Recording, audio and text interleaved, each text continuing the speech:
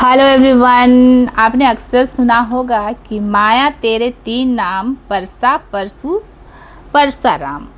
तो इस कहानी के पीछे एक अलग ही तरह का कहावत है। तो आप सुनिए, इस कहानी में आपको पूरा पता चलेगा।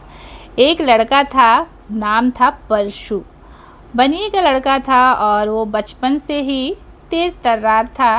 और जैसे कि सभी ज़्यादातर देखेंगे, व्यापारी वर्ग के बच्चे ज़्यादातर तेज़ दिमाग के होते हैं। तो वो भी थोड़ा तेज़ दिमाग का था। जब 5वीं में पढ़ता था तो उनके पिताजी को चिंता हुई कि कहीं ये गलत संगत में ना पड़ जाए, उल्टा सीधा काम ना करने लग जाए, तो इसको काम में लगा दिया जाए।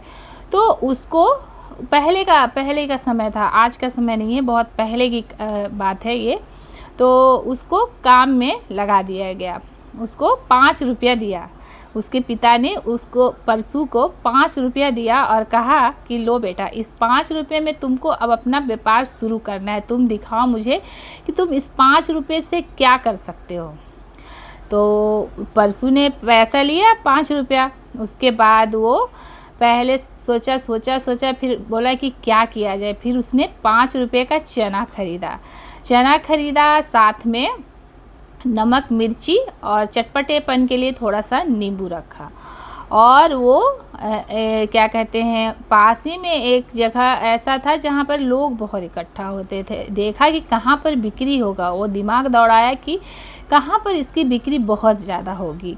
तो फिर वो दिमाग दौड़ाया और वहीं पर वो जाकर बेचने लगा। पहले साफ़ सफाई की बहुत ध्यान रखा उसने। उस चने को उसने पहले रात में भिगोने के लिए रख दिया, फिर सुबह में उसको उबाल लिया। उसके बाद उसमें नमक मिर्च और प्याज वगैरह डाल के उसने दोना लगाकर सर्व किया सबको। तो सभी को वो बहुत अच्छा लगा चना। उसका नियमित ग्राहक लोग बनने लगे। उसने 5 रुपये से 5,000 कमा लिए कुछ दिनों में। तो ये चालाकी देखकर उसके पिताजी ने उसको, परशु को, एक दुकान खुलवा दिया। अब उस दुकान में वो तरह तरह का सामान रखने लगा और दिमाग तो था ही उसके पास, बेचने का हुनर था। वो सामान और वो खाने पीने के सामान के साथ साथ और भी चीज़ें रखने लगा।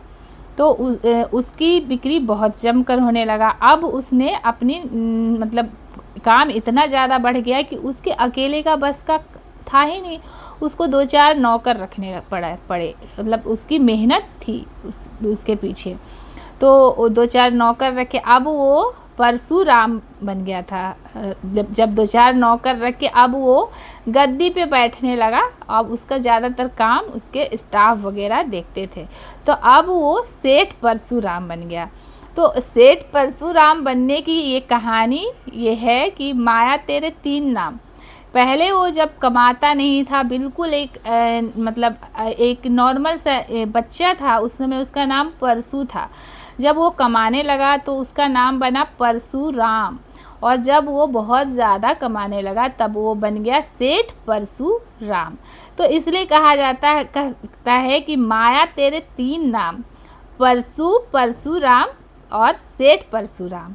तो इस तरह से परसा, परशुराम और सेठ परशुराम का 3 कहानी हो गया ये, कि उसकी मेहनत से इतना आगे बढ़ गया। उसके पीछे जब कोई इंसान छोटा सा रहता है तो उसको ऐसे ही नाम से पुकारा जाता है, लेकिन जब वो कुछ इमेज और कुछ खास बन जाता है तब वो सेठ बन जाता है। तो ये सब माया का परिणाम होता है। माया है ये सब। इस कहानी से हमें यही सीख मिलती है कि मेहनत बहुत करिएगा तो आपके पास पैसा जब बरसेगा तो नाम भी बदल जाएगा आपका।